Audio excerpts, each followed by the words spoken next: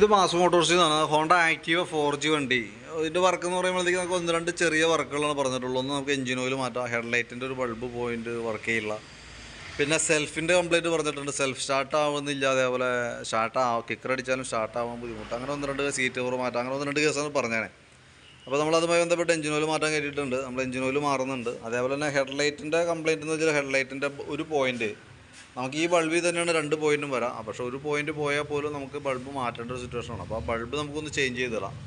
പിന്നെ spark plug kicker അടിച്ചിട്ടും വണ്ടി start ആവുന്നില്ല എന്നുള്ള രീതിയിൽ സ്റ്റാർട്ട് ആവാനായിട്ടൊരു ബുദ്ധിമുട്ടുള്ള രീതിയിൽ പറഞ്ഞിട്ടുണ്ടായിരുന്നു. അപ്പോൾ അതും പ്രകാരം നമ്മൾ പ്ലഗ് ഒന്ന് അഴിച്ചിട്ട് ക്ലീൻ ചെയ്ത് റീസെറ്റ് ചെയ്യുന്നുണ്ട്. പ്ലഗ് വേറെ കംപ്ലൈൻ്റ് ആയിട്ട് തോന്നണമെന്നില്ല, നമുക്കൊന്ന് ക്ലീൻ ചെയ്ത് കയറ്റിയിട്ടാൽ മതി കേട്ടോ.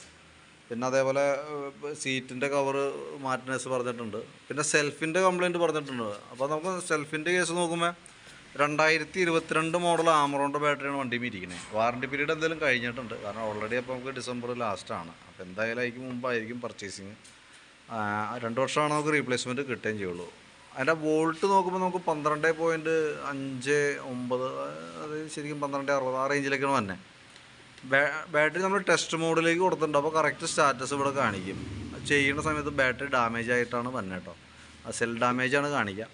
അപ്പോൾ നിലവിൽ സെൽഫിൻ്റെ കംപ്ലയിൻറ്റ് ഉണ്ടാവാതിരിക്കണമെന്നുണ്ടെങ്കിൽ നമുക്ക് ബാറ്ററി മാറ്റി വെച്ചാൽ തന്നെയാണ് അത് ക്ലിയർ ആവുള്ളൂ കേട്ടോ. പുതിയ ബാറ്ററി വെച്ചാൽ തന്നെയാണ് അത് കറക്റ്റ് ആവുള്ളൂ.